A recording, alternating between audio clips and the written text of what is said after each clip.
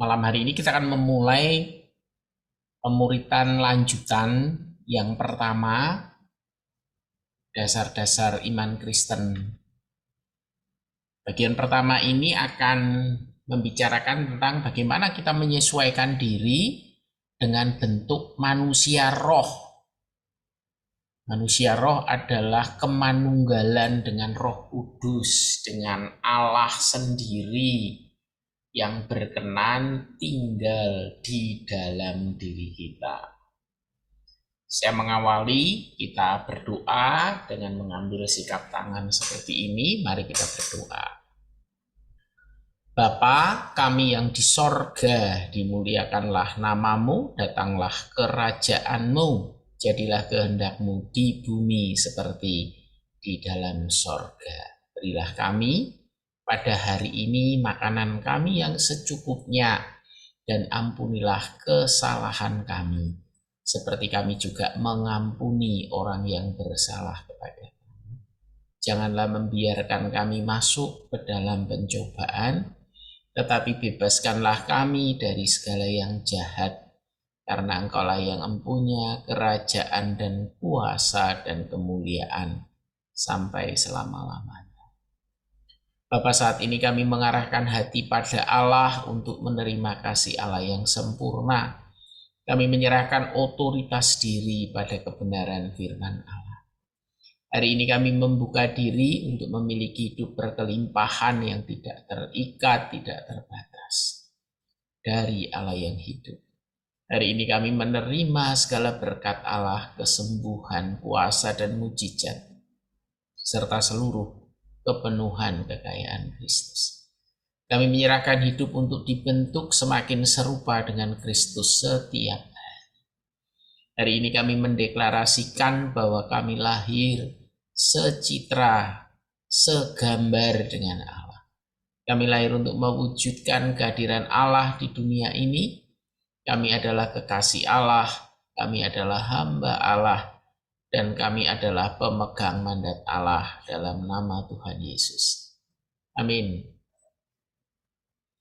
Saudara-saudara yang terkasih, seringkali kita kurang mengerti dan memahami bahwa sebetulnya hidup di dalam Kristus itu adalah bagaimana kita membiasakan diri hidup dalam manusia roh kita, atau bagaimana manusia roh kita akan bertumbuh menjadi lebih kuat, lebih besar, sehingga manusia daging kita akan semakin mati dan semakin hilang dalam hidup kita, walaupun tidak bisa hilang secara keseluruhan, karena kita masih ada di dalam tubuh yang penuh dengan kelemahan dan juga ada di dunia yang sudah jatuh ke dalam dosa. Nah, karena itu hari ini dan dalam minggu-minggu yang akan datang, ada 2 bulanan lebih, nanti kita belajar tentang bagaimana cara supaya kita bisa membuat sebuah rencana agar dalam perjalanan hidup kita semakin hari kita semakin mengenal, mengalami, merasakan hidup bersama dan mewujudkan manusia roh yang adalah Roh Kudus sendiri yang tinggal di dalam diri kita. Supaya apa? Supaya hidup kita semakin hari semakin serupa dengan Kristus. Karena Roh Kudus itu juga Roh Kristus. Dia adalah Roh Allah, karena Allah Tritunggal itu adalah keseluruhan. Kalau ada Roh Allah, berarti di situ ada Roh Kristus, di situ ada Bapa sendiri. Sehingga ketika kita menghidupi manusia roh kita, sehingga kita menghidupi apa yang sudah hadir di dalam diri kita, yaitu Roh Allah, maka wujudnya nanti kita akan menjadi semakin serupa dengan Kristus. Nah, kita akan mempelajari dengan cara apa manusia ini bisa menikmati persekutuan yang melekat, yang menyentuh Roh Kudus setiap waktu. Nah, ini yang kita mau pelajari sepanjang pelajaran lanjutan kehidupan dasar iman Kristen. Nah, saudara-saudara, tetapi ada beberapa hal yang menjadi penghalang. Itu yang pertama, seringkali kita menerima pengajaran bahwa mewujudkan Kristus atau menghidupi manusia roh itu adalah sebuah pemberian yang sifatnya langsung, instan. Nah, membuat manusia atau orang-orang Kristen yang sudah percaya tidak memiliki sebuah perjalanan perjuangan mendisiplinkan dirinya.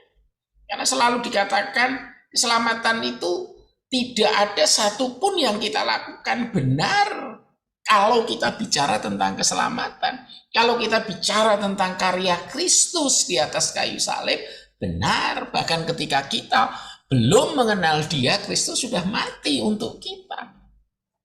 Tetapi ketika kita berbicara tentang manusia roh, bagaimana menghidupi kedewasaan iman, bagaimana kita menghidupi Roh Kudus supaya mengalirkan kuasanya dalam hidup kita, itu sebuah perjuangan seumur hidup.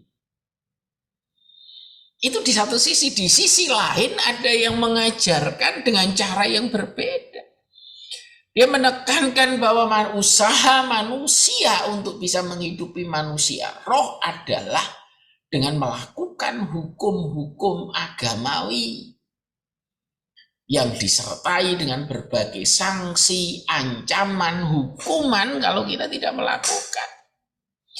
Sehingga kita mengenal Allah kita adalah pribadi yang kejam, pribadi yang bengis, sehingga ujung-ujungnya hanya membuat kita menjadi putus asa. Setiap hari rasanya belum sempurna, kurang lagi, masih ada tantangan, masih ada kesulitan. Belum lagi kita belum berhasil mengendalikan diri, emosi, dan seterusnya, dan seterusnya.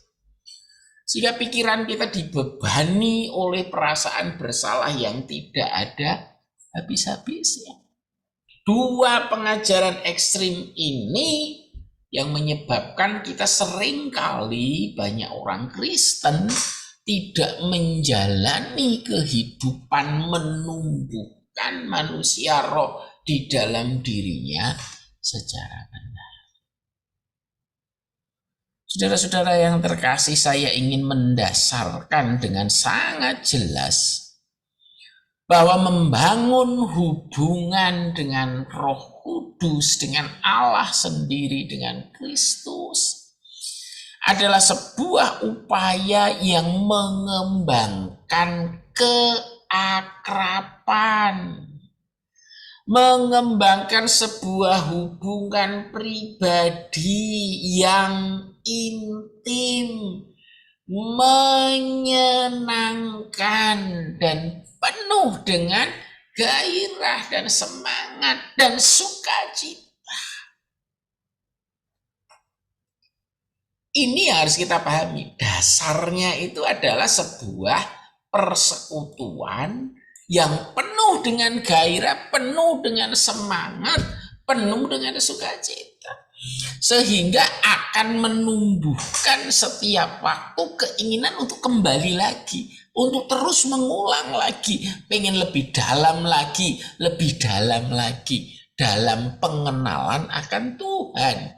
Jadi mengikut Tuhan, menumbuhkan manusia roh itu bukan beban, bukan membawa kita kepada keputusasaan, membuat kita menjadi lemah, lesu, letih.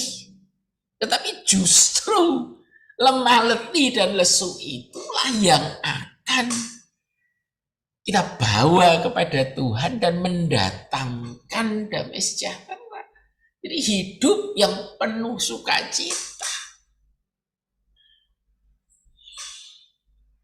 Nah, Kadang-kadang kita juga kurang memahami bahwa Allah kita adalah Allah yang penuh kasih, penuh perhatian, tetapi juga Allah yang sedemikian mulia dan besar. Sehingga ketika kita ingin menikmati persekutuan dengan Tuhan, kita juga harus memahami bahwa Allah yang sedemikian besar, sedemikian hebat, sedemikian tidak terbatas itu akan bisa mewujudkan persekutuan kita melalui berbagai cara. Nah, ini yang kadang-kadang kita tidak pahami. Kadang-kadang kita cuma mengerti bahwa mendekati Allah, bersekutu dengan Allah, itu harus dengan membaca firman. Harus dengan berdoa saja. Harus dengan persekutuan ke gereja saja. Harus dengan pelayanan saja. Tidak. Tuhan bisa menggunakan berbagai hal, bahkan di dalam kehidupan sehari-hari kita. Bahkan ketika kita mendengar, melihat, melakukan segala hal dalam tanggung jawab kita sebagai pribadi, kita bisa menemukan Allah. Kita bisa menikmati persekutuan Allah 1 kali 24 jam, 7 hari seminggu. Mohon maaf, ini saya ulang sekali lagi. Pemahaman yang selama ini kita terima bahwa mengenal Allah, menikmati persekutuan dengan Allah itu hanya melalui doa, pujian, firman, persekutuan. Maksud saya persekutuan di gereja, bukan. Bahkan saat kita menyopir, setir, saat kita di rumah, bahkan saat kita apapun, saat kita masak, saat kita mencuci, itu bisa kita kembangkan bagaimana menikmati persekutuan yang tadi menghidupkan manusia roh. Karena ingat bahwa hubungan intim, hubungan yang demikian erat dengan Roh Kudus itu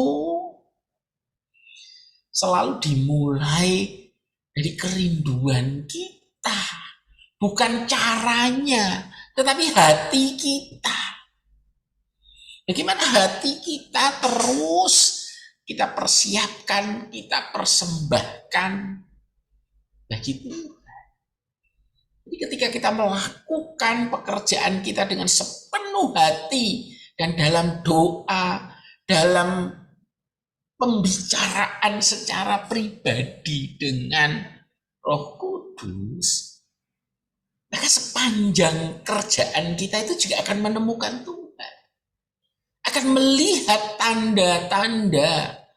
Akan merasakan campur tangan Tuhan. Dan itu seringkali para pemimpin rohani mendefinisikan tentang pertumbuhan manusia roh itu sangat terbatas. Padahal kita tahu bahwa pengalaman pribadi dengan Allah, bagaimana kalau kita punya pengalaman pribadi dengan manusia, dengan sahabat kita, itu bukan cuma pada saat serius, bahkan saat jalan-jalan.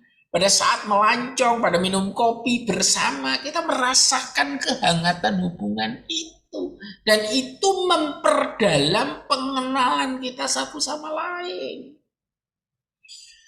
Saya ingin menjelaskan ini karena Roh Allah itu adalah pribadi. Sehingga hubungannya juga hubungan antar pribadi. Karena itu seharusnya pemahaman yang selama ini kita dengar, kita perbarui lagi. Jadi hubungan dengan Allah yang tinggal di dalam diri kita itu adalah hubungan pribadi. Melalui apa? Melalui segala hal dalam kehidupan dan aktivitas kita. Sehingga tidak mengherankan ketika orang yang menikmati persekutuan pribadi dengan Allah semakin dalam, semakin dalam.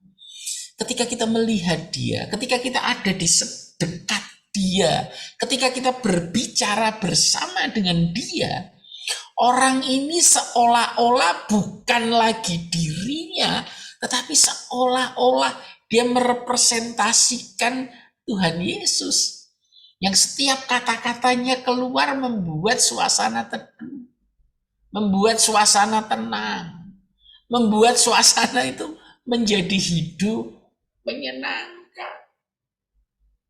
Bukan pribadi ketika ada di dekat kita, kita merasa tidak nyaman. Nah, karena itu apa yang kita pelajari hari ini, bagaimana kita menyesuaikan, bagaimana kita mulai menyadari bagaimana menghidupi kehidupan manusia roh melalui persekutuan pribadi dengan roh Allah di dalam diri kita dalam segala hal. Benar melalui firman, benar melalui doa, benar melalui persekutuan, tetapi juga benar melalui seluruh kejadian sehari-hari apapun yang Tuhan izinkan terjadi.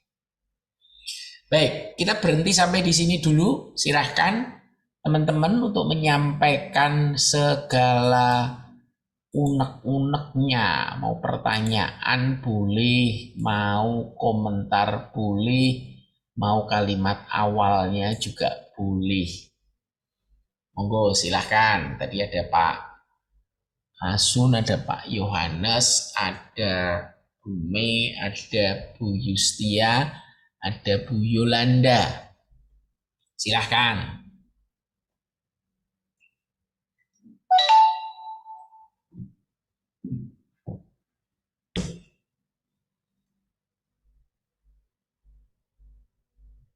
Monggo, silahkan.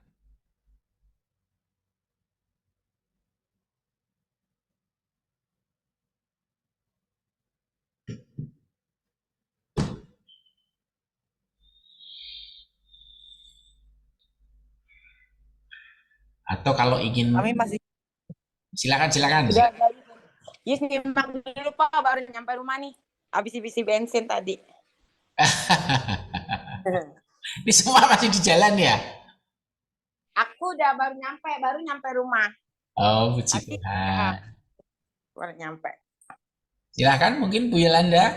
Bu Yolanda ada di Padepokan atau ada di Bogor ini? Ayo ada di tempat kerja Pak. Memang sih lagi nyimak, tapi mau tanya, apakah ini manusia roh itu ada korelasinya dengan Roh Kudus yang tinggal di dalam hati hidup kita, Pak?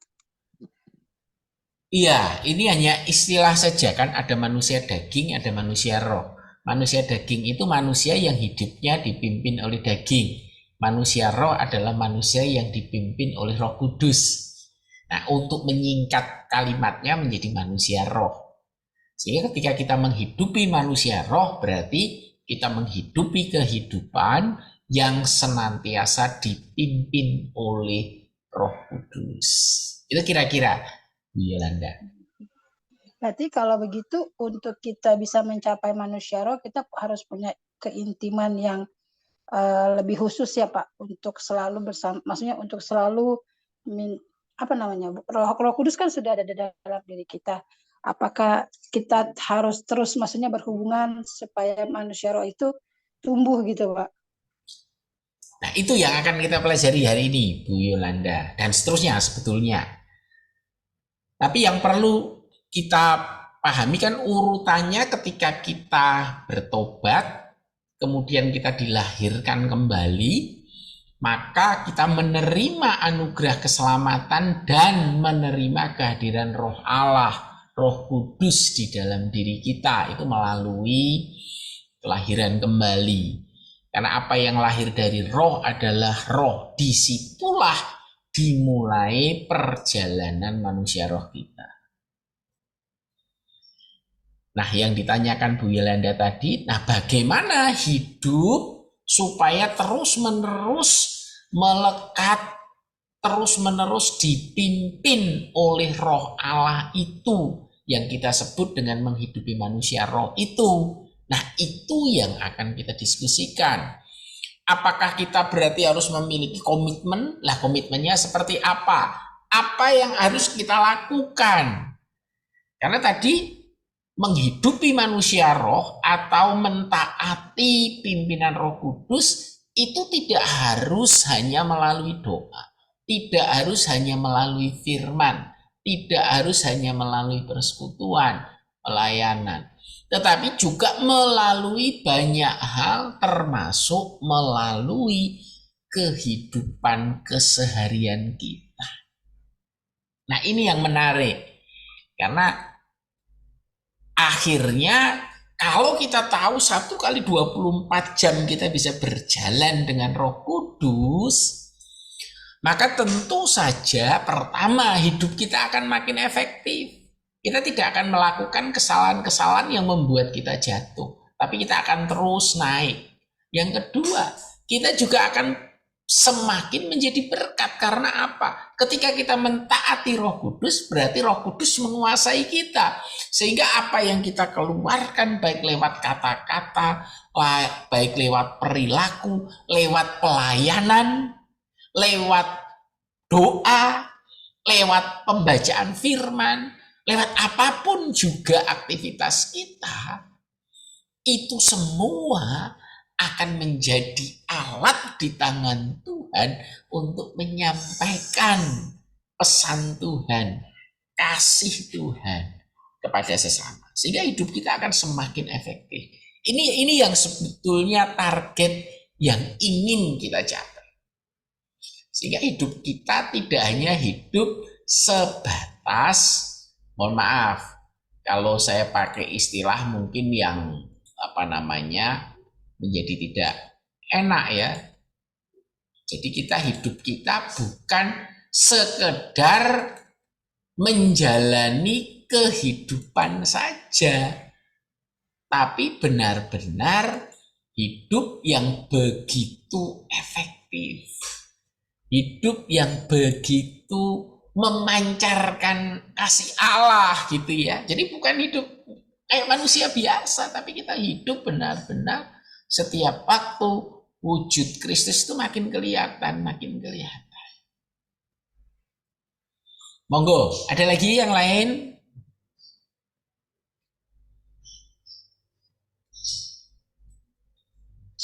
Nah, nanti teman-teman saya silakan membaca 2 Tawarikh 34. Ini menceritakan tentang Raja Yosia. Nah, menarik sekali bahwa Raja Yosia ini memerintah kerajaan Israel pada usia 8 tahun. Masih sangat muda sekali.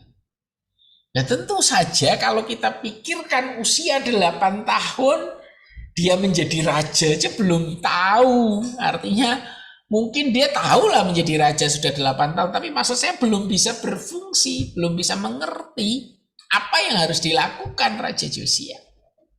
Nah, tetapi yang menarik adalah dalam 2 Tawarikh 34 dijelaskan bagaimana perjalanan rohani dari Raja Yosia. Bagaimana Tuhan menata, seolah-olah Tuhan mengatur perjalanan Raja Yosia sehingga dia menjalani kehidupan dari 8 tahun ini. Kemudian pada usia tertentu dia semakin dewasa dan semakin melakukan perkara-perkara rohani yang semakin efektif sehingga membawa Israel, bangsa Israel menjadi berkah, menghidupi kehidupan yang taat kepada Tuhan. Kalau kita lihat, kita perhatikan 8 tahun Setelah Raja Josia menjadi raja, berarti usianya 16 tahun. Raja Yosia muda, remaja ini mulai mencari Tuhan. Karena raja sebelumnya tidak melakukan itu. Jadi dia serius dalam mencari Tuhan. Kemudian menarik, setelah dia mencari Tuhan 4 tahun kemudian di usia 20 tahun, Raja Yosia tahu bahwa dia harus membersihkan bait Allah dari segala berhala. Ketika dia mencari Tuhan, dia tahu apa yang bukan menjadi kehendak Tuhan dan apa yang harus dilakukan sebagai raja. Yaitu membersihkan, kalau kita tahu bahwa patung-patung yang ada di sana itu dihancurkan, diremukkan sedemikian rupa, bahkan disebarkan di atas kuburan orang-orang yang menyembah pada berhala itu. Kita lihat bagaimana Yosia yang muda, yang belum tahu apa-apa pada 8 tahun, kemudian 16 tahun mencari Tuhan, 20 tahun dia mulai membersihkan bait Allah dari berhala. 6 tahun kemudian dia memperbaiki bait Allah. Dia membangun bait Allah. Saudara-saudara, dari kisah ini kita bisa melihat bagaimana langkah-langkah pertumbuhan rohani Raja Yosia. Menarik sekali. Keterlibatan Tuhan, campur tangan Tuhan secara pribadi dan secara khusus, secara urut dan runtut. Nah, ini menunjukkan bahwa Allah adalah Allah yang peduli. Allah yang tahu proses pertumbuhannya manusia dan dengan sabar menuntun, membimbing Yosia 4 tahun. Setelah dia mencari Tuhan dari umur 16 sampai umur 20 tahun, dia mulai menemukan bahwa dia harus membersihkan bait Allah dari segala berhala.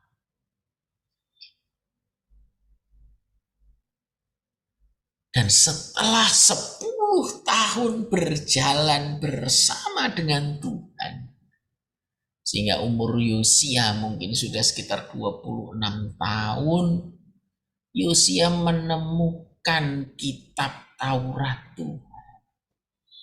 Dan dia memerintahkan kepada bangsa Israel untuk berkumpul dan mendengarkan kitab Taurat itu dibacakan dan kemudian ditaati. Menarik kan? Jadi mulai dari 8 tahun, 16 tahun, 20 tahun, 26 tahun, Allah menunggu. Allah dengan sabar menuntun sampai pada titik kedewasaan rohani itu muncul. Dan kita melihat semakin besar, semakin dalam, semakin intim persekutuannya dengan Allah, efektivitas kehidupan Yosia bukan lagi untuk dirinya, bukan lagi untuk di lingkungan kerajaan, tetapi di seluruh rakyatnya. Jadi kita lihat bahwa Yosia pertumbuhan rohaninya, menghidupi manusia rohnya, kemelekatan dan ketaatannya kepada Allah dilakukan satu langkah ke langkah-langkah berikut. Menarik sekali pertumbuhan spiritual kita juga di zaman perjanjian baru ini pun bukan proses yang instan. Bukan proses yang tiba-tiba kita menjadi dewasa, tidak. Tetapi melalui proses dari satu tahap ke tahap berikutnya. Karena itu pentingnya disebut dengan ketaatan dan kesetiaan. Coba bayangkan kalau Yosia tadi tidak setia dan tidak mau mencari Tuhan. Atau mencari Tuhan misalnya hanya 1 tahun, habis itu dia udah nggak lagi setia. Maka tidak akan ada gunanya ditemukan kitab Taurat. Tapi kitab Taurat itu ditemukan pada saat Yosia sudah mulai siap. Karena dia terus mencari Tuhan. Nah ini menariknya. Karena pertumbuhan rohani itu sebuah karya antara manusia dengan Allah. Jadi kalau manusianya mogok, nggak mau, maka hatinya itu seperti batu. Yang kalau ditanami, itu tumbuh sebentar, habis itu layu. Tetapi kalau manusia itu mau menyediakan hatinya untuk menjadi tanah yang subur, untuk mau dengar-dengaran, untuk mau dikoreksi, untuk mau rajin menerima pengajaran, dan mau dengan rajin mendengar, mencermati apa yang dikehendaki Roh Kudus, maka seperti Raja Yosia tadi. Semakin dewasa kepercayaan Tuhan tambah, berkat bagi orang tambah. Semakin dewasa ada tugas yang lebih mulia lagi, dan ada berkat yang disalurkan semakin banyak, semakin besar, semakin besar, semakin besar. Pertumbuhannya dijaga terus. Nah, kesetiaan itu sekarang mahal sekali. Kita juga bisa melihat apa yang terjadi di pemuritan kita ini. Tapi tidak apa-apa. Karena Tuhan memanggil banyak orang, tetapi Tuhan tidak memilih banyak orang. Karena menjadi murid itu berbeda dengan mencari keselamatan. Kita berhenti di sini untuk membicarakan, mendiskusikan tentang Raja Yosia. Silahkan rekan-rekan komentarnya, pertanyaannya.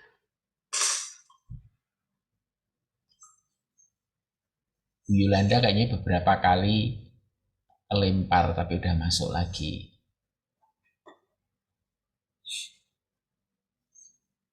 Bu Yus ada pertanyaan atau Pak Yohanes, Pak Asud, Bu Mei?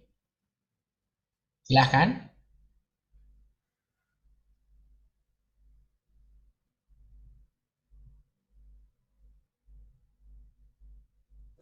Iya, shalom Pak.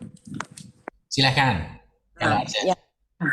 Ini mungkin masih ada hubungannya ke situ, cuma yang saya alami aja ya Pak, saya mau tanyakan. Kalau kan Bapak bilang kita ada manusia roh, ada manusia yang dunia gitu kan. Pada saat kita sudah ada dalam satu pelayanan di mana kita terus memakai manusia roh kita menyembah, pokoknya yang kita lakukan dari bangun sampai kembali tidur lagi kan cuma dalam pelayanan. Tapi pada saat di dalam satu kehidupan itu kan pasti setiap manusia punya masalahnya sendiri gitu Pak. Nah pada saat kita merasa masalah kita itu tidak bisa diselesaikan, apakah itu masih benar-benar kita ada dalam, maksudnya gini loh, apakah benar-benar itu Roh Kudus yang ada di dalam hidup kita, apa cuma apa cuma karena kita pelayanan di mata orang gitu. Kelihatannya kita pelayanan, tapi kita nggak terbantu sekali dengan pelayanan kita. Bapak ngerti nggak maksudnya? Ya, ya, bisa ngerti. Nah, kita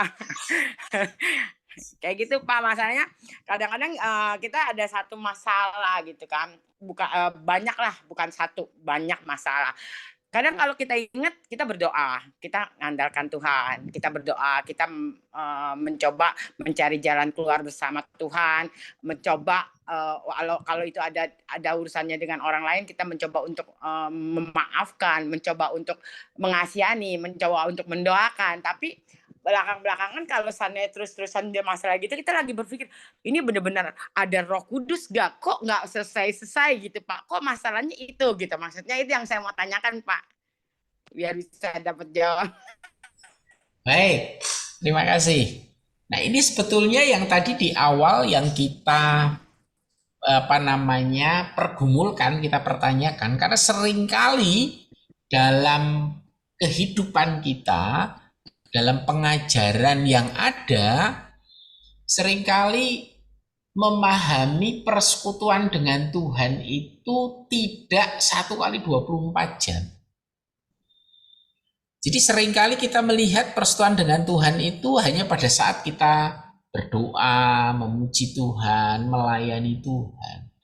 Sehingga kita kehilangan waktu di mana ketika kita hidup dalam dunia nyata seperti tadi Bu Yu sampaikan, banyak sekali pergumulan-pergumulan, banyak sekali tantangan-tantangan kehidupan yang kita rasakan seolah-olah ini Roh Kudus kok nggak ada. Nah justru disitulah kita sedang mencoba mempelajari bagaimana persekutuan dengan Tuhan itu bisa 1 kali 24 jam. Baik saat kita berdoa, baik saat kita sedang bekerja, baik saat kita ada di dalam persoalan dan permasalahan apapun. Dan ketika kita ada dan benar menjalani kehidupan bersama dengan Roh Kudus, melalui doa kita juga bertambah dekat dengan Tuhan. Melalui firman juga, melalui pelayanan juga. Tetapi juga melalui pergumulan, kesulitan, kesusahan, tantangan hidup. Kita juga akan menikmati pertumbuhan rohani itu. Menghidupi manusia roh itu. Nah ini harapan saya sehingga teman-teman ketika nanti menjalani hidup, itu setiap hari, bahkan ketika kita sakit, sesakit-sakitnya sekalipun, kita menemukan Tuhan di sana. Dan ada Roh Kudus di sana. Itu maksud saya. Makanya yang tadi yang pertama kita pelajari, ternyata kehidupan manusia roh itu tidak bisa instan, tidak bisa langsung. Tetapi berjalan secara terus-menerus dan bertahap. Dan Tuhan selalu ikut campur tangan. Ini yang menarik. Yosia tadi waktu kecil 8 tahun jadi raja, ya nggak bisa jadi apa-apa, nggak ngerti apa-apa. Kemudian 8 tahun dia baru mulai mencari Tuhan di usia 16 tahun. Kemudian pada saat dia berusia 20 tahun, dia mulai mengerti bahwa Tuhan tidak menghendaki ada berhala, karena itu berhala dihancurkan oleh Yosia. Kemudian setelah itu Yosia menemukan hukum Taurat. Hukum Taurat itu kan dulu dalam bentuk gulungan-gulungan perkamen gitu ya. Perkamen itu bisa dalam bentuk kulit binatang, bisa dalam bentuk kulit kayu dan seterusnya yang digulung begitu.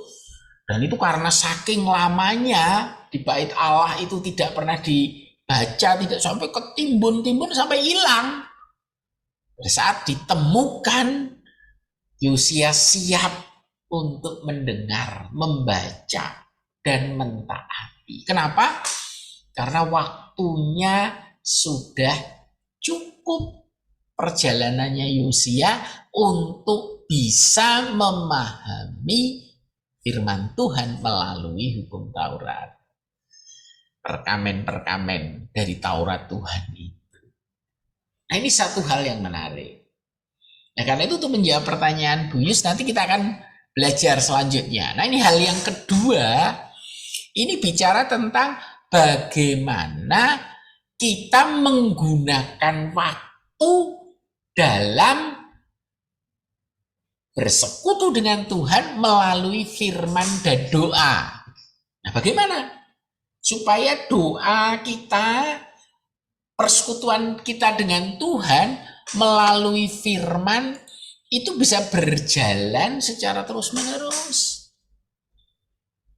Nah, nanti teman-teman bisa baca dari Mazmur 119 ayat 1 sampai 18 dan ayat 54. Kemudian juga bisa membaca dari Matius 14. Nanti silahkan dibaca sendiri. Nah, kira-kira isinya begini. Ketika kita membaca firman dan berdoa, kita menggunakan waktu, esensi atau hal yang paling mendasar yang harus terjadi pada saat kita membaca firman dan berdoa itu adalah persekutuan pribadi, keintiman dengan Roh Kudus.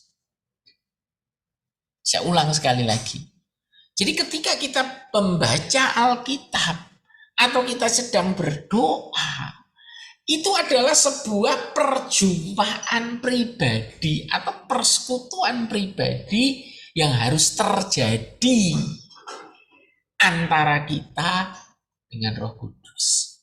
Kalau itu tidak terjadi, maka yang kita baca itu bukan firman, tetapi yang kita baca itu tulisan yang ada di dalam Alkitab.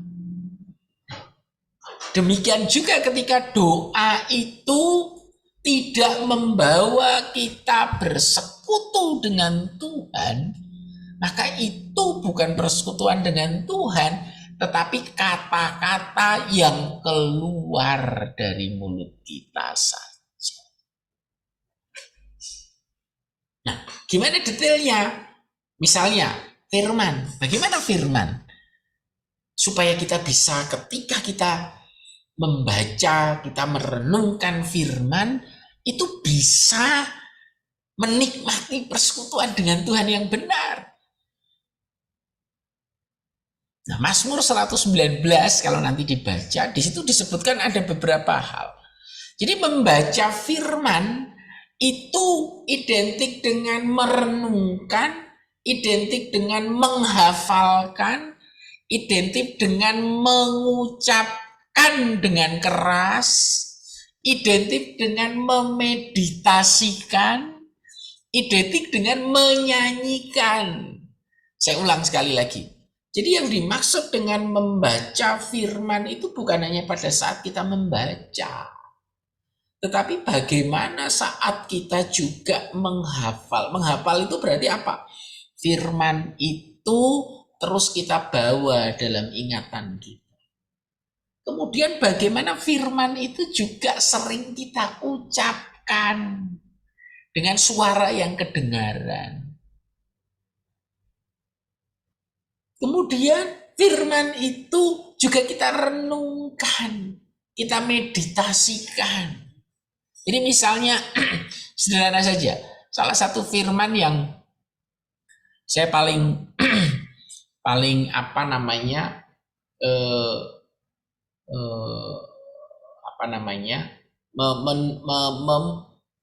menikmati meditasi atau kedekatan dengan Tuhan itu misalnya Mazmur 23 misalnya.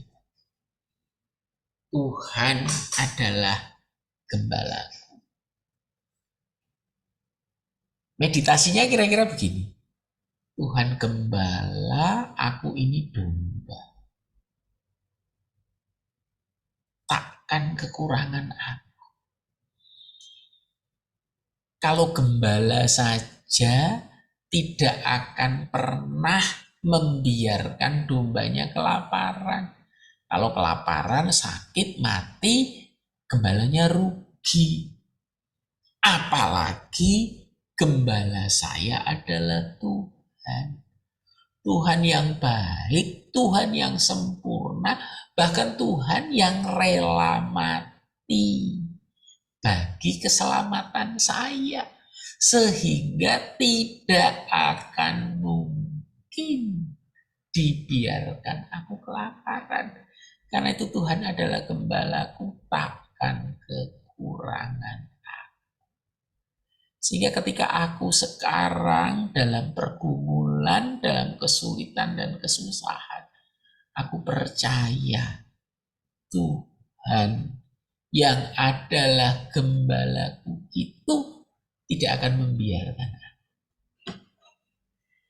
Jadi seolah-olah firman itu dibawa terus, dipikirkan terus, direnungkan terus, dan diaplikasikan dalam pergumulan kehidupan kita.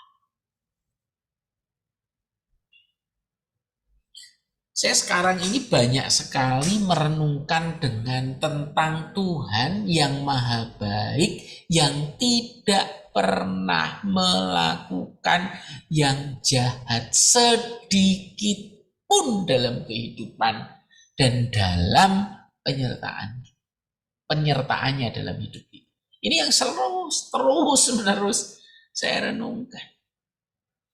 Karena apa? Karena seringkali, mohon maaf ya kita ini, seringkali kita diajari bahwa mengikut Tuhan itu tidak mudah. Mengikut Tuhan itu susah. Mengikut Tuhan itu berat. Saudara-saudara, kalau saya bayangkan, karena itu dalam renungan saya, dalam meditasi saya, ketika kita berbicara tentang Tuhan, itu adalah Bapa kita. Kita adalah anaknya. Maka yang kegambar itu seharusnya kita bayangkan itu seperti pada saat ada seorang anak yang baru saja lahir.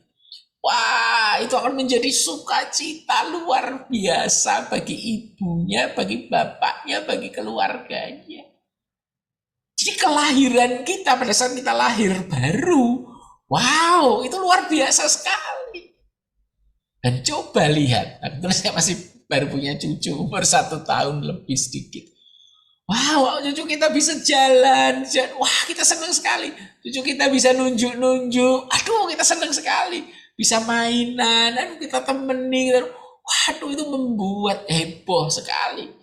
Coba bayangkan, kalau hubungan kita adalah anak dan bapak, ketika kita bisa melakukan sesuatu meski itu sangat sederhana, wow, bapak kita itu antusias sekali.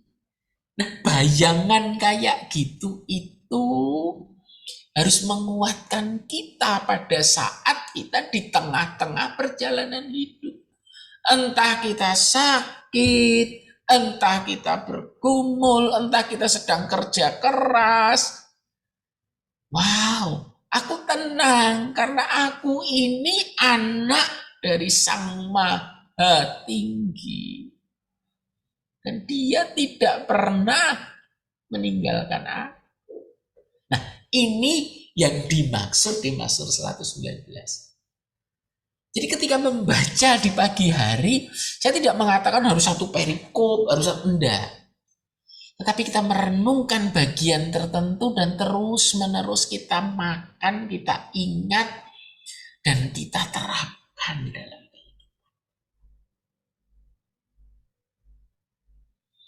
Nah, kemudian waktu doa, ini juga menarik sekali. Waktu doa itu bukan hanya pada saat kita lipat tangan, tutup mata dan menyampaikan Bapa, terima kasih untuk hari ini. Bukan itu saja. Jadi ketika kita sudah amin, kita bisa terus melanjutkan doa kita sepanjang perjalanan hidup kita hari itu. Jadi pada saat misalnya kita sedang setir masuk ke tol misalnya, ya Tuhan terima kasih, Tuhan berikan kekuatan kepada aku, sertai aku Roh Kudus, berikan jalan yang penuh keselamatan. Jadi doa itu sesuai dengan apa yang sedang kita lakukan. Bahkan pada saat-saat tertentu ketika kita menghadapi tantangan Tuhan, aku bersyukur Engkau ada di sampingku, Engkau bersama dengan aku. Tolong aku supaya dapat melewati kejadian ini dengan baik, dengan penuh hikmat. Itu yang disebut dengan berdoa secara berkelanjutan. Sehingga yang saya katakan tadi, hubungan kita dengan Tuhan itu nggak cuman tersambung pada saat kita berdoa, membaca firman. Bukan. Sepanjang hari akan tersambung terus. Kapanpun, gimana pun. Justru kalau saya ingin katakan, justru di tengah-tengah keadaan sekelam apapun, terus kita sebut nama. Terus kita berdoa dan doakan sesuai dengan keadaan kita. Saya mengingat benar pada saat saya sakit, saya juga, saya sakit, bagian otak saya yang susah sekali saya mau merasakan juga udah nggak bisa, mikir juga susah, pusing. Saya bilang, ya Tuhan, saya ini pusing. Saya nggak bisa mikir, bahkan saya nggak bisa merasakan. Tapi saya tahu Tuhan ada. Saat itu yang saya doakan, Tuhan dekap aku, peluk aku Tuhan, supaya aku merasakan kehadiran-Mu. Saya udah nggak bisa doa. Gimana saya mau berdoa? Pikiran saya udah susah sekali saya kendalikan. Perasaan saya campur aduk, susah sekali. Saya hanya berdoa, Tuhan, aku mau merasakan bahwa Engkau ada. Saya sangat bersyukur pada saat-saat saya paling sulit. Ketika saya merasakan tangan Tuhan seolah merangkul saya, itu yang meneduhkan saya, itu yang memberikan saya pengharapan, itu yang membuat saya ini tidak kalah. Terus di kepala rasanya udah kayak orang mau dibentur-bentur, dan rasanya udah kayak nggak kuat. Tapi ketika saya merasakan rangkulan tangan Tuhan, nah itulah yang kita butuhkan. Kita bersyukur kalau kita masih bisa baca firman. Kalau sudah kayak gitu pada saat situasi saya waktu itu, gimana mau baca? Kepala sudah pusing sekali, gak bisa baca. Gimana mau berdoa? Gak bisa, konsentrasi sudah gak bisa. Nah, itu salah satu contoh penerapan. Sehingga hidup kita adalah doa yang terus-menerus. Hidup kita adalah persekutuan dengan firman yang terus-menerus. Firman yang kita terapkan. Firman yang kita renungkan.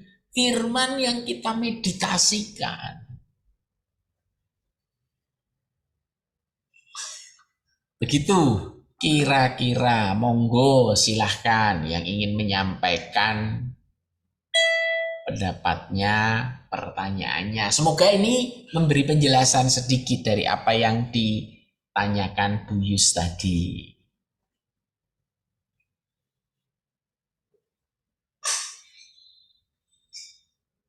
Silahkan rekan-rekan yang lain. Rombongannya Pak Asun sama Bu Mei sama Pak Yohanes sudah sampai di mana ini? Silahkan, ada pertanyaan? Masih di sini Pak, masih komplit Pak. Silakan kalau ada pertanyaan, Bu Mei. Enggak, saya sih nggak ada sih Pak, saya cuma mau sharing aja. Silakan Bu. Gini loh Pak, maksudnya gini, kita kan ini kadang mungkin pengalaman pribadi ya Pak. Jadi saat kita sudah belajar pemuritan, saat kita sudah komitmen untuk menerima Kristus istilahnya, dalam kehidupan kita sehari-hari, pergesekan itu pasti ada. Nah, seperti di dalam Injil juga bilang manusia menajamkan manusia. Nah, di situ tergantung pembawaannya kita ya, Pak. Bagaimana tuh responnya kita saat saat ada orang yang terus apa istilahnya, ada orang yang terus mepet kita, ada orang yang terus bikin kita bagaimana, kesel apa-apa gimana gitu, itu respon kita tuh harusnya seperti apa, Pak? Apakah kita mesti melawan, atau respon kita harus diam, atau bagaimana tuh, Pak?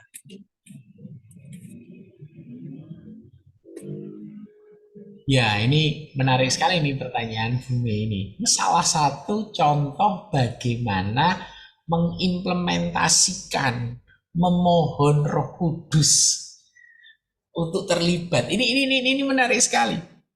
Karena tadi sebetulnya Roh Kudus itu adalah Allah sendiri, adalah Kristus sendiri yang tahu persis keadaan kita. Ini yang sering kita lupa.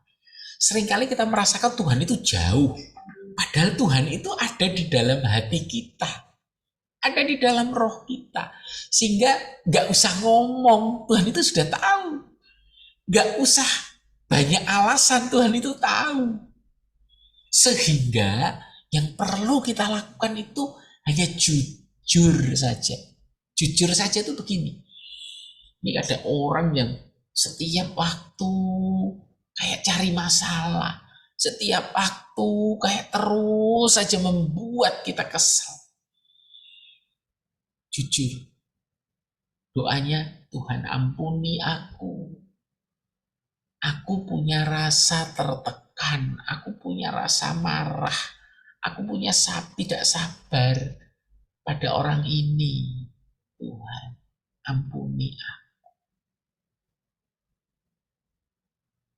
Nah, setelah kita memohon pengampunan kepada Tuhan, tentu saja di 1 Yohanes 1 ayat 9, Allah itu setia dan adil. Dia akan mengampuni dosa kita.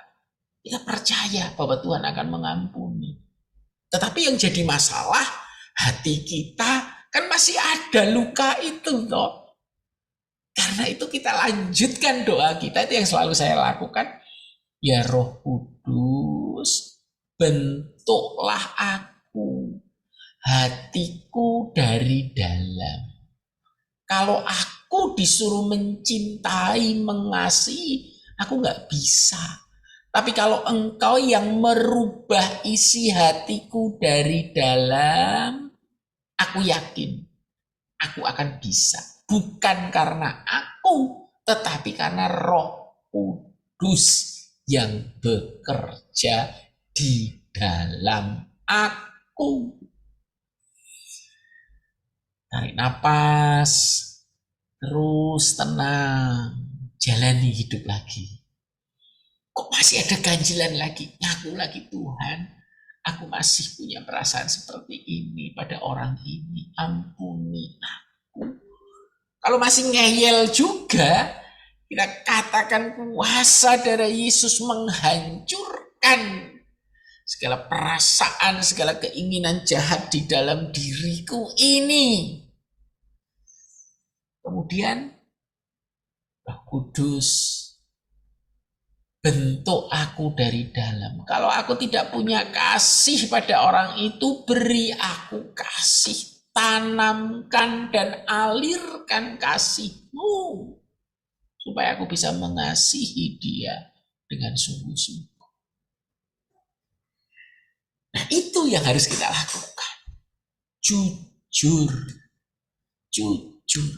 Gunakan kuasa darah Yesus untuk menghapus dosa kita. Yang kita hapus itu kuasa dosa yang mengikat kita sehingga kita nggak bisa lepas. Kita jujur. Ketika kita akui dosa kita, maka Allah itu setia dan adil. Baru kemudian kita mohon Roh Kudus, bentuk ulang aku, tata ulang perasaanku, pikiranku. Bapak, kalau kayak gitu berarti tiap saat berdoa. Iya, setiap saat. Setiap saat ada sesuatu. Bahkan kadang-kadang hal-hal yang sudah sangat biasa sekali, misalnya dengan pasangan kita, dengan anak kita, tiba-tiba kita punya perasaan, aduh, kok jadi gak punya pikiran kayak gini ya pada anakku sendiri. Tuhan ampuni aku, jangan sampai pikiran ini tertancap dalam pikiranku. Dalam nama Yesus, kuasa darah Yesus, aku deklarasikan, aku hancurkan pikiran ini. Kemudian Roh Kudus, bantu aku, tolong aku, supaya aku punya pikiran-pikiran seperti pikiran Kristus. Tanamkan, cangkokkan, berikan dalam hidup. Nah, dengan demikian hidup kita akan semakin hari semakin peka. Jadi kalau ada kerikil sekecil apapun, kita langsung sadar, oh iya, aku harus mengaku dosa. Oh iya, aku harus minta pimpinan Roh Kudus. Bahkan kalau saya boleh bilang, semakin sering kita punya masalah, semakin sering kita tersandung, semakin membuat kita peka dalam persekutuan dengan Tuhan. Saudara-saudara, kalau saya pas menyampaikan firman, saya seringkali tiba-tiba dek gitu di dalam hati. Aduh, kok saya punya pikiran apa ini? Roh Kudus, pimpin aku, ampuni aku Tuhan, kuduskan aku, supaya jangan sampai yang keluar adalah apa yang aku pikirkan, tetapi apa yang Tuhan kehendaki.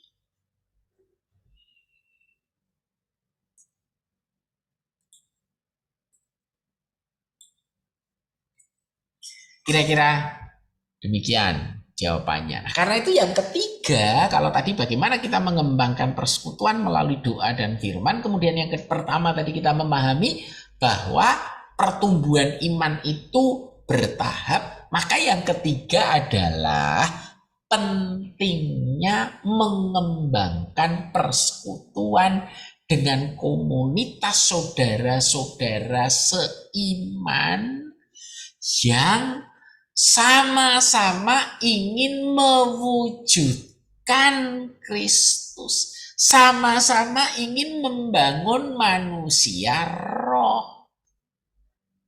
Saya ulang sekali lagi ya, mengembangkan persekutuan dengan saudara-saudara seiman yang sama-sama memiliki kerinduan untuk membangun manusia rohnya. Hati-hati loh ya ini.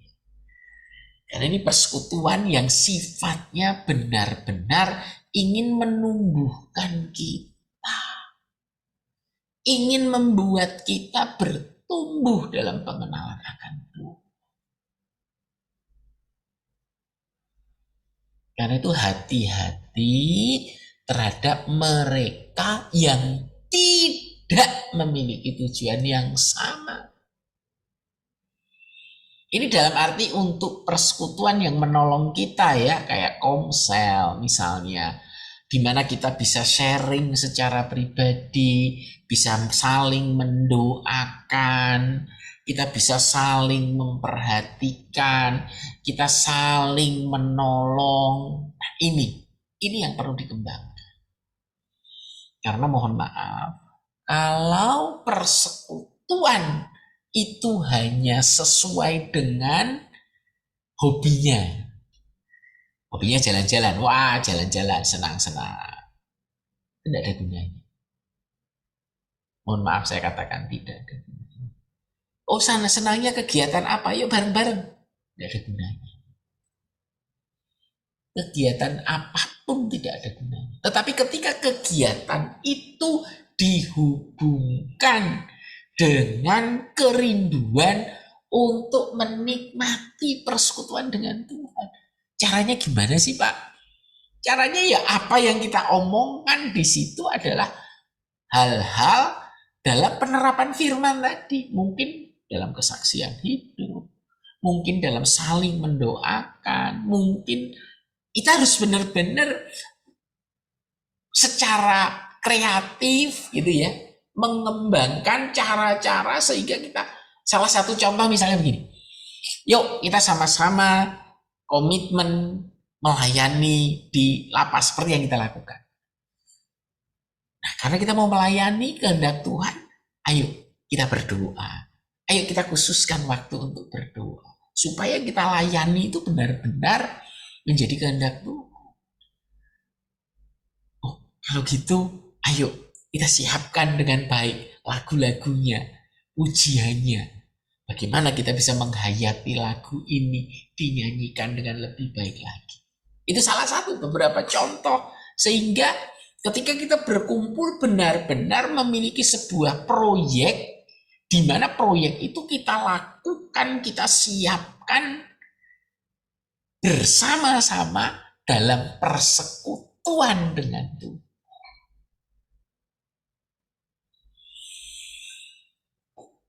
Nah, ini yang harus benar-benar kita perhatikan, karena mohon maaf ini di akhir zaman ini banyak sekali perkumpulan orang-orang Kristen tidak lagi mengembangkan manusia rohnya, sehingga itu menjadi kumpulan orang-orang yang beragama Kristen.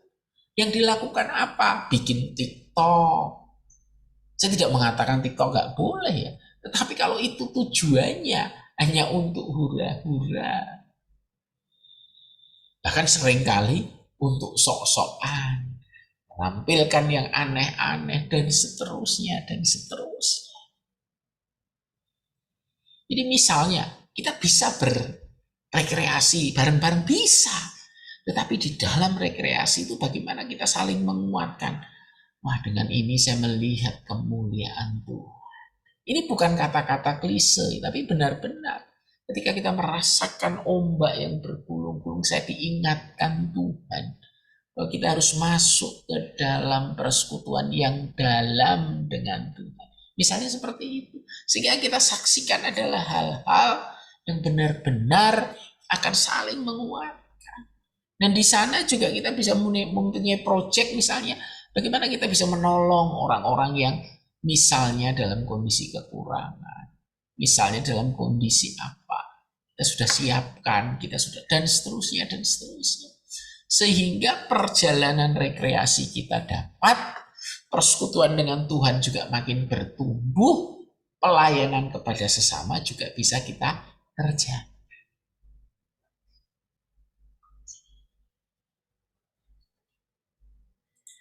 Baik, saya berhenti di sini dulu. Mungkin ada pertanyaan, silahkan.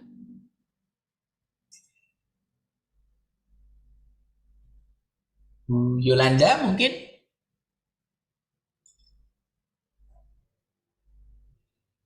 Saya masih simak, Pak.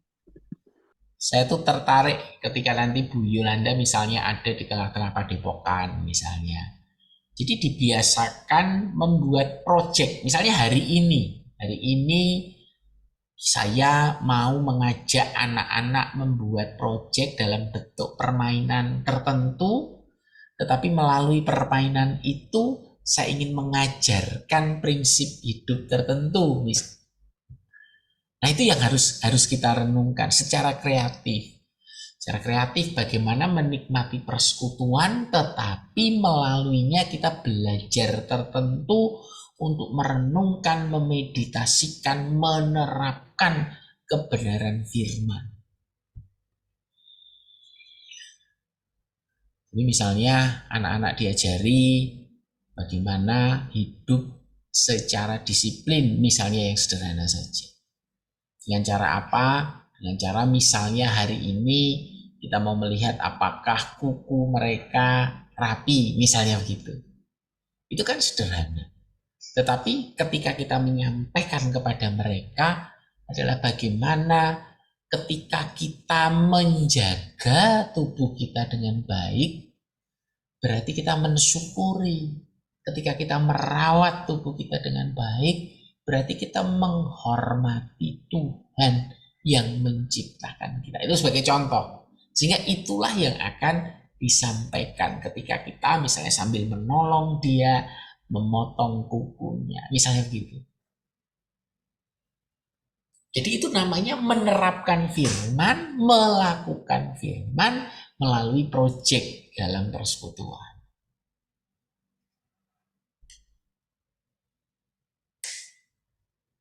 Baik, mungkin ada lagi pertanyaan yang lain?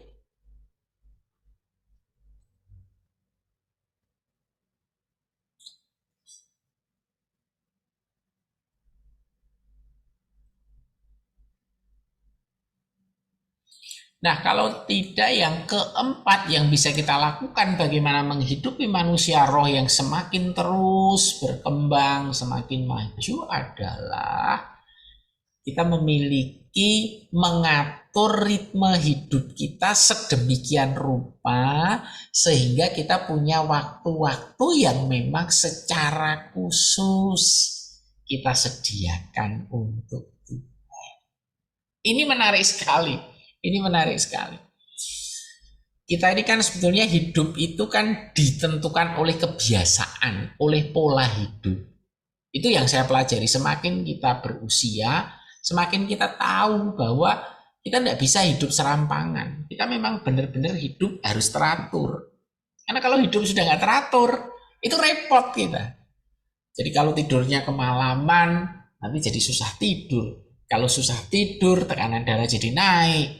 Kalau tekanan darah jadi naik, kita menjadi nggak seger waktu kerja di pagi hari, dan seterusnya, dan seterusnya. Karena itu di Daniel 6 ayat 4-13 disebutkan bahwa Daniel punya kedisiplinan. Dia 3 kali dalam sehari menyediakan waktu khusus untuk berdoa. Untuk bergumul secara khusus dengan Tuhan. Nah, bagaimana ritme kita? Kalau saya biasanya bangun pagi itu selalu doa dan meditasi secara pribadi. Selesai itu saya biasanya menyediakan waktu 15-30 menit untuk memeditasikan secara khusus, biasanya 1-2 ayat. Nah, kemudian setelah itu baru kemudian ada aktivitas, saya menulis, dan seterusnya, kegiatan-kegiatan. Kemudian dalam kehidupan sehari-hari yang saya sampaikan tadi, bagaimana kita terus-menerus peka terhadap diri kita. Kalau ada pemikiran, ada emosi, hal yang kita membuat kita tidak nyaman karena itu adalah awal dari dosa, bahkan mungkin itu dosa, bagaimana saya terus langsung mengakui di hadapan Tuhan. Bukan hanya masalah dosa, seringkali kita juga tertekan takut misalnya, aduh hari ini kok saya punya rasa kok khawatir, saya takut, Tuhan ampuni ketika aku khawatir, ketika aku takut seperti ini, ampuni aku Tuhan. Ya Roh Kudus, bimbing aku, tuntun aku supaya perasaan takut ini tidak menguasai aku. Tetapi aku memiliki perasaan seperti perasaan Kristus. Apakah Tuhan tidak pernah takut? Tuhan juga pernah takut dan gentar di Taman Getsemani. Tetapi dia bisa tetap menjalaninya dengan damai sejahtera.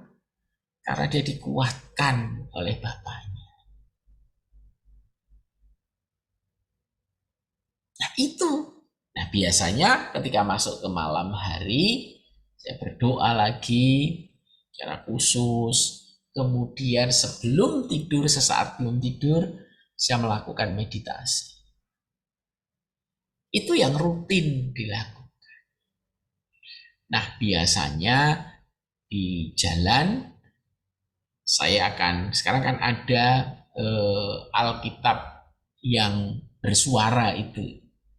Nah, setiap waktu saya ada kesempatan, selalu saya nyalakan, sehingga saya sambil mendengarkan firman Tuhan setiap waktu. Nah, itu semua dibiasakan, direncanakan, dilakukan. Kan nggak susah sebetulnya. Kan ketika kita cari di aplikasi, di handphone itu kan juga gratis juga.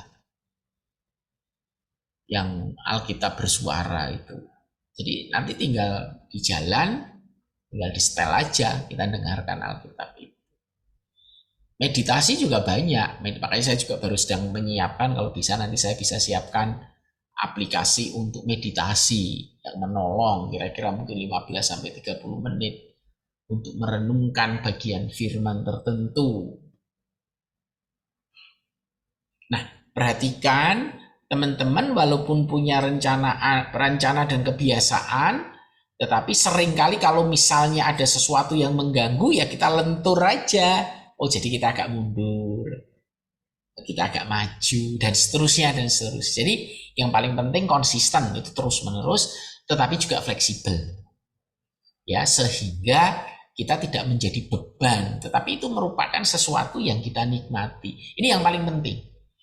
Jadi ketika kita menjalani kehidupan kerohanian kita dengan penuh antusias, karena apa? Karena setiap saat kita masuk ke dalam hadirat Tuhan, kita merasakan sebuah kedekatan, kenikmatan, ketenangan yang ingin kita ketemu lagi, Jadi selalu ada waktu untuk Tuhan. Karena apa? Kita menikmati benar, gitu. Kita menikmati benar. Kita merasakan benar Allah begitu mengasihi, mencintai kita. Itu ada, selalu ada untuk kita, gitu. Itu kan luar biasa sekali. Luar biasa sekali. Jadi selalu ada waktu. Karena itu saya sediakan waktu. Kapan? Nah ini, kapan? Gimana caranya? Apa alatnya? Apa medianya? Udah saya siapin semua. Itu bagian pembelajaran yang terakhir tentang bagaimana kita membiasakan memiliki persekutuan dengan Tuhan, bukan hanya melalui doa dan firman, tetapi melalui seluruh aspek kehidupan kita. Bahkan doa itu bisa kita lakukan 1 kali 24 jam. Bahkan firman itu bisa kita terus renungkan, meditasikan, terapkan 1 kali 24 jam juga. Sehingga tidak ada sedikit pun celah di mana persekutuan kita dengan Tuhan renggang. Nah, kalau terjadi seperti itu, kalau kita ketemu dengan orang yang aneh-aneh, itu kita langsung, oh iya ya, mestinya saya melakukan ini bukan dari pikiran kita, tapi tiba-tiba saja Roh Kudus kayak berbisik di dalam diri kita. Kan sudah tahu dia begitu, nggak apa-apa, doakan saja. Kan itu tidak akan mengganggu kamu. Kamu kan tetap anakku, mau dia mau ngomong apa, kamu tetap anakku. Aku tetap mengasihi dan mencintaimu. Aku tetap menyertai kamu. Kan itu tenang, membuat kita tenang.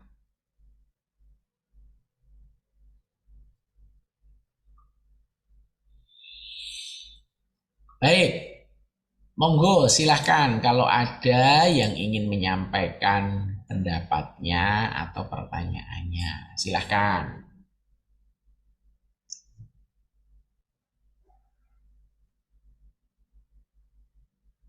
Pak Asun sama Pak Yohanes, ada yang ingin disampaikan, Pak?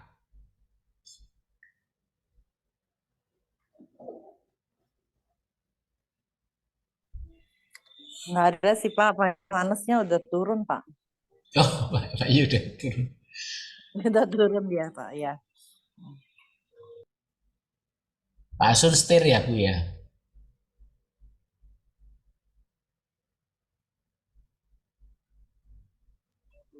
Iya Pak, dia tadi yang nyetir. Monggo silahkan kalau masih ada yang ingin memberikan pendapat.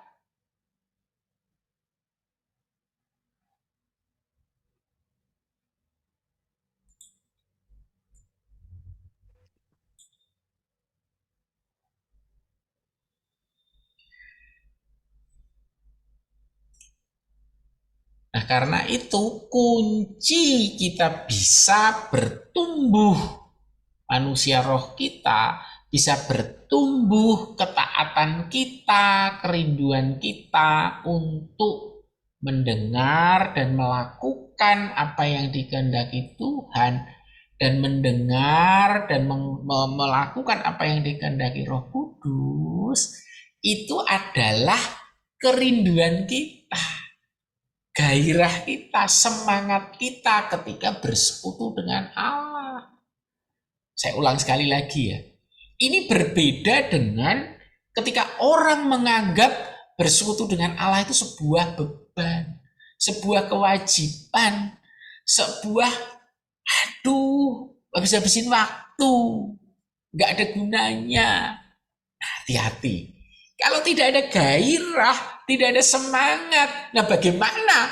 Ini kan hubungan cinta kasih. Kita dengan Allah itu kan hubungannya kasih, mengasihi, mencintai.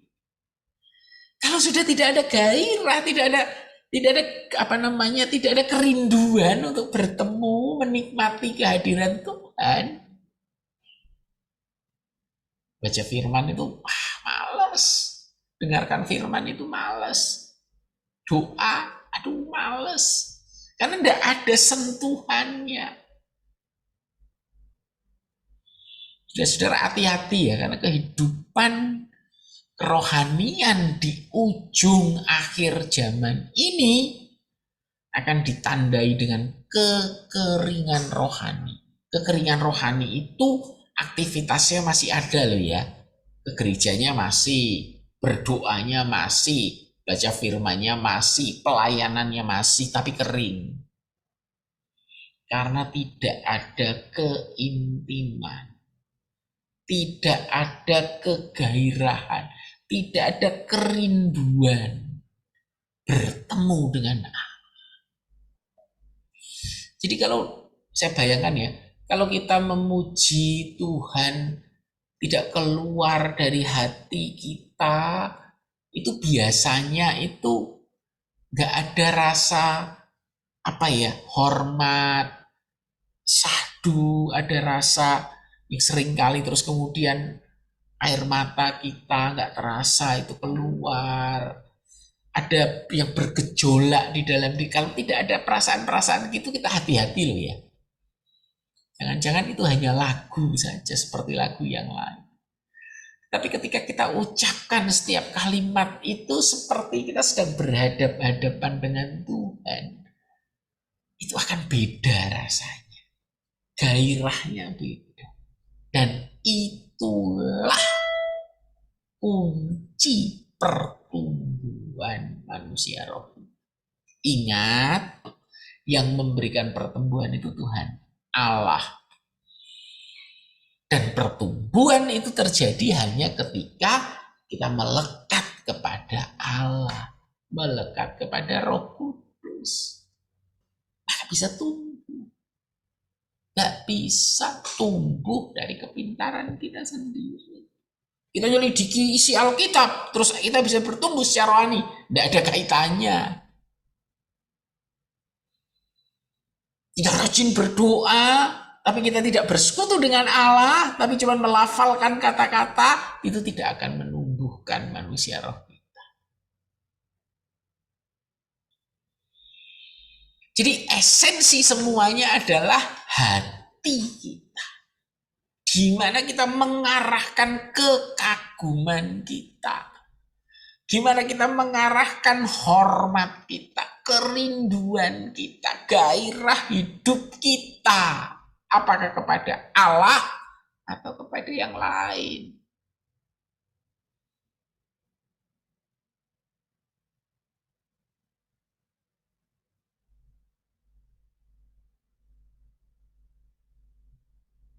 Nah, kalau kerinduan itu selalu ada, setiap kali ada, maka perjalanan kehidupan manusia roh kita akan kita jalani dengan penuh sukacita. Kalau penuh dengan sukacita, akan ada perjalanan yang terus, besok ketemu Tuhan lagi. Besok pagi mau ketemu Tuhan lagi. Kalau siang saya menikmati perjalanan pekerjaan saya bersama dengan Tuhan. Saya menyaksikan Tuhan menolong saya menemukan customer dengan baik. Melayani customer dengan baik. Tuhan menolong, Tuhan berkati, terima kasih Tuhan. Terus kita ucapkan dengan sepenuh hati. Nah, secara teknis ada beberapa hal, ini saya hanya tambahan saja. Kita juga perlu mengenali diri kita. Apakah kita ini orang yang ekstrovert? Ekstrovert itu berarti orang yang terbuka. Apakah kita orang yang introvert? Berarti kita tertutup. Sehingga ketika kita memahami orang lain, oh ini orangnya introvert. Tuh kalau introvert, kita juga bisa memahami. Jangan terlalu memaksa-maksa dia untuk terbuka. Karena dia memang sangat tertutup misalnya. Ya kita menolong dia sedikit terbuka, tapi tidak perlu memaksa dia. Demikian juga ketika menghadapi orang ekstrovert, karena itu biasanya dia akan banyak bicara dan seterusnya. Tapi mungkin kita bisa menolong dia supaya tidak mengatakan hal-hal yang tidak perlu misalnya. Nah, cara kita bergaul seperti ini. Terus ada orang yang bisa memahami dengan panca inderanya. Harus dilihat, harus disentuh, harus dikecap, harus dibau, baru kemudian dia bisa menerima. Tetapi ada orang yang nggak perlu merasakan, nggak perlu menyentuh. Aku percaya aja, aku sudah tahu, aku percaya. Ini namanya orang intuitif. Nah, menghadapi orang semacam itu, kita juga harus berbeda ketika berhubungan dengan yang bersangkutan. Terus bagaimana cara mengambil keputusan? Ada yang orang menganalisa dengan pikiran terus. Ada seorang lain yang merasakan dengan perasaan aja. Kalau perasaanmu sudah nggak enak, ya saya udah nggak mau. Nah, bagaimana kita bisa menyeimbangkan itu? Nah, bagaimana kita juga bisa menghargai itu? Artinya tidak harus semuanya yang sepikiran itu yang akan kita jalani. Belum tentu. Bisa jadi pikirannya berbeda, tapi perasaannya mungkin bisa menolong, ya saling melengkapi. Terus misalnya ada orang yang senang mengambil keputusan. Di sisi yang lain ada orang yang menunggu, melihat, mengamati. Nah, kita juga harus hati-hati ketika kita bergaul dengan model orang seperti itu. Atau cara belajarnya. Ada orang yang cara belajarnya harus ada gambarnya, harus ditulis, karena dia visual, yang kelihatan mata dia bisa belajar. Ada juga yang cukup dengan mendengar. Kalau dia mendengar, baru kemudian dia bisa belajar. Tetapi ada juga yang belajarnya dengan melakukan. Jadi kalau sambil melakukan, menangani, praktek, jadi secara fisik dia harus mencoba, baru kemudian dia belajar. Nah, itu juga harus kita sadari bahwa masing-masing orang memiliki kepribadian yang berbeda-beda, karakter yang berbeda-beda. Sehingga ketika kita mengembangkan kehidupan kita bersama dengan Tuhan dalam mengembangkan manusia roh kita juga bisa menghargai orang lain, tetapi juga kita bisa mengenali diri kita. Nah, saya kira malam hari ini itu yang kita pelajari. Monggo silahkan rekan-rekan untuk menyimpulkan atau menyampaikan kalau ada pertanyaan. Monggo silahkan.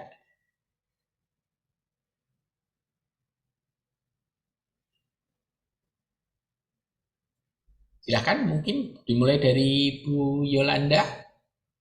Kesimpulannya apa Bu malam ini?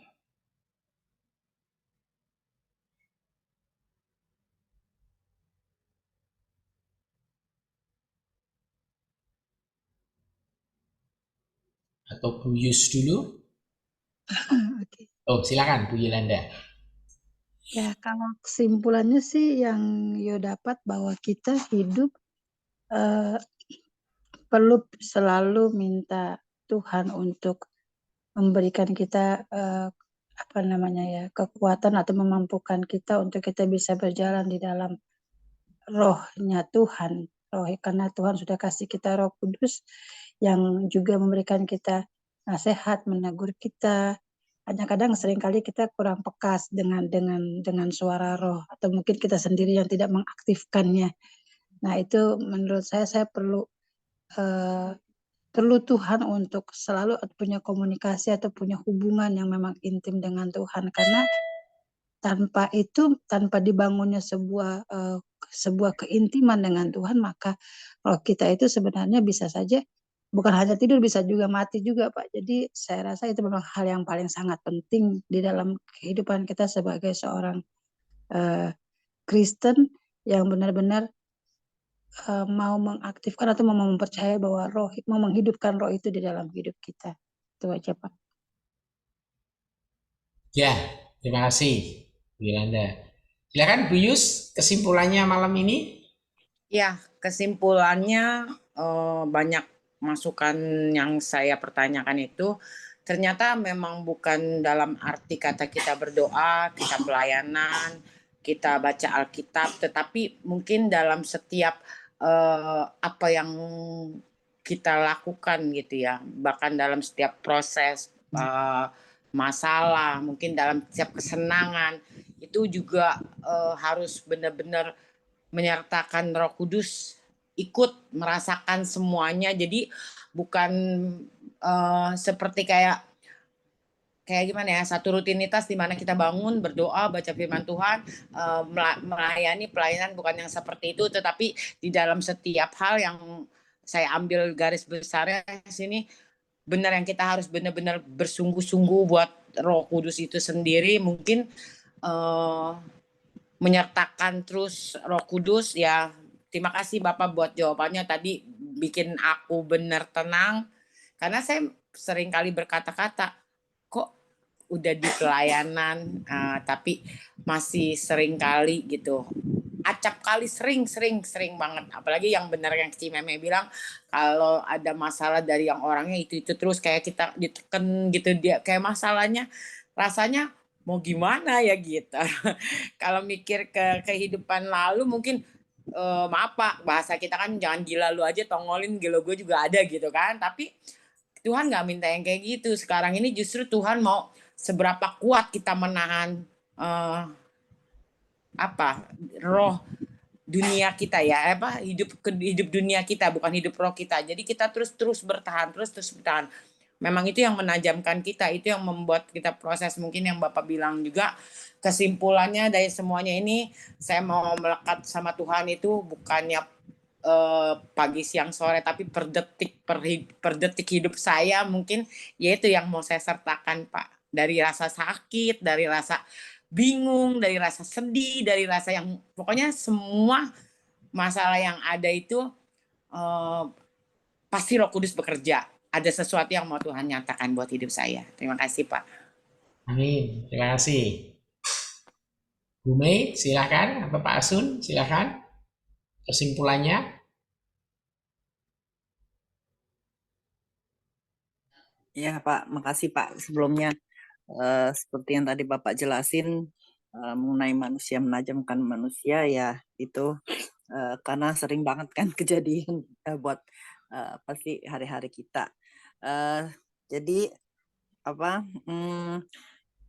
kesimpulannya kalau menurut saya ya kita harus lebih konsisten ya untuk lebih membangun keintiman dengan Tuhan, untuk lebih dekat lagi sama Dia, untuk lebih menyerahkan totalitas kita sama Dia. Dan dengan sendirinya nanti Tuhan yang akan membentuk kita untuk menjadi manusia yang baru, yang dipenuhi dengan Roh Kudus. Ya, memang semua itu nggak gampang sih Pak, tapi ya saya percaya melalui pembelajaran kita hari ini ada banyak poin-poin yang mesti kita ambil, yang bisa kita jalanin dalam kehidupan sehari-hari kita sih Pak. Terima kasih. Iya, terima kasih. Saya sendiri seringkali merasakan, loh, kok kayaknya ada yang baru lagi ya, gitu ya. Oh, kok saya baru tahu ya, ternyata begini ya. Seringkali banyak hal yang kita tuh taunya kalau sudah dalam kesulitan itu gitu. Makanya seringkali memang kesulitan itu harus ada. Istilahnya manusia menajamkan manusia, masalah itu mengungkapkan yang selama ini kita sembunyikan. Aduh lega ternyata sekarang, oh tahu ya, aku ternyata begini. Bersyukur kita masih hidup, masih diberi kesempatan untuk semakin mulia, semakin mulia, semakin mulia. Kenapa? Karena kemuliaan yang kita akan terima nanti di hadapan Tuhan berdasarkan apa yang sudah kita capai di sini. Kita nggak bicara tentang keselamatan loh ya, kita bicara tentang mahkota. Karena itu bersyukurlah ketika kita masih diizinkan hidup bersama dengan orang-orang yang punya masalah. Bersyukur kita memiliki tubuh yang seringkali juga sudah mulai ada masalah-masalah. Bersyukur untuk apapun yang mendatangkan kebahagiaan kita. Bersyukur untuk apapun yang menantang kita. Menantang kita tuh, waduh, kayaknya kok berat dan seterusnya. Bersyukur. Karena melalui semuanya itu Tuhan sedang membangunkan kesadaran kita bahwa ada roh Allah, ada pengharapan, ada pertolongan. Walaupun itu tidak mudah, karena kadang-kadang kan kita pengen sembuh, itu sudah berdoa, kok nggak sembuh-sembuh juga. Nggak taunya melalui sakit itu ada satu titik, oh ternyata saya menemukan ini. Nah, prosesnya ternyata juga nggak sebulan 2 bulan, nah, karena kadang-kadang kita ini juga keras kepala. Dikasih tahu dari kemarin dengan cara yang enak, yang enteng, kita nggak mau. Akhirnya terpaksa kita harus menjalani di dalam kebebalan kita, gitu kan. Saya sendiri mengalami proses yang paling susah itu melupakan masa lalu. Ini yang paling susah, paling susah. Karena kadang-kadang kita udah nggak sadar kalau kita sebetulnya masih menyimpan. Kalau istilahnya itu tadi ya, lu gila, gua juga punya kegila juga. Itu kan kadang-kadang kita nggak tahu kalau ternyata kita juga masih menyimpan itu. Saya juga bisa gitu. Tapi kalau kita tiap hari kita kikis terus, kita sampaikan aja. Pada saat muncul rasa, aduh kok saya jadi begini ya. Waduh ini kayak saya dulu ini, Tuhan ampuni, Tuhan. Kikis. Tuhan ampuni, Roh Kudus bentuk aku lagi, kikis. Lu karena lapisannya banyak banget, pembentukannya kan nggak setahun 2 tahun, itu puluhan tahun, belasan tahun. Kikisnya ya nggak mungkin sehari 2 hari kan. Terus aja kalau masih keluar ya nyampaikan lagi sama Tuhan. Oh, adanya Roh Kudus itu memang itu, adanya darah Yesus itu ya tersedia untuk dipakai menyucikan. Ya, saya kira kita tetap semangat. Saya hanya berharap nanti kalau ada rekan-rekan yang mau masuk ke pemuritan dasar, nanti kita kumpulkan di pemuritan dasar. Ini pemuritan lanjutan akan seperti ini, modelnya akan seperti ini.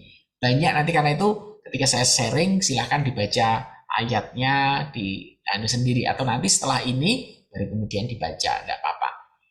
Baik, terima kasih rekan-rekan. Bu Yus bisa membantu menutup dalam doa, Bu. Pak, Silakan. Kita bersatu dalam doa. Selamat malam Bapak yang baik. Kami bersyukur dan berterima kasih Tuhan bahwa pada malam hari ini kami boleh kembali belajar Tuhan. Banyak yang perlu kami pahami Tuhan, agar kami bisa membangun roh kami di dalam Engkau Tuhan, di dalam kebenaran Tuhan. Berkati Pak Heru dalam pengajaran kami Tuhan, berkati pelayanannya, berkati kesehatannya, biar apapun yang menjadi kerinduannya Tuhan boleh membimbing setiap kami Tuhan, orang-orang yang belum mengenal begitu dekat dengan Engkau Tuhan. Kami bisa mengerti, kami bisa memahami apa yang boleh kami lakukan Tuhan. Tuhan, biar kami terus setia dan taat kepada Engkau Tuhan. Biar kami terus bisa mengandalkan Engkau dalam setiap kehidupan kami, bukan dalam hal yang rutin Tuhan, tetapi dalam setiap hal kami, dalam kesenangan, dalam kesusahan, dalam masalah, dalam apapun itu Tuhan. Kami mau terus belajar taat kepada Engkau Tuhan. Kami mau terus belajar untuk bisa mengerti apa yang Kau mau kami lakukan Tuhan. Biarkan kami boleh menjangkau jiwa-jiwa lain yang boleh kami bawa di dalam pemuritan ini Tuhan. Kami mau mengajar yang sudah kami belajar supaya banyak orang mengerti apa yang Tuhan mau. Terima kasih Tuhan, satukan kami lagi dalam pengajaran di Selasa minggu depan. Kami percaya Tuhan bekerja, Tuhan yang memimpin kehidupan kami. Hanya di dalam nama Tuhan Yesus kami berdoa mengucap syukur. Haleluya. Amin. Terima kasih Amin. Bapak. Terima kasih.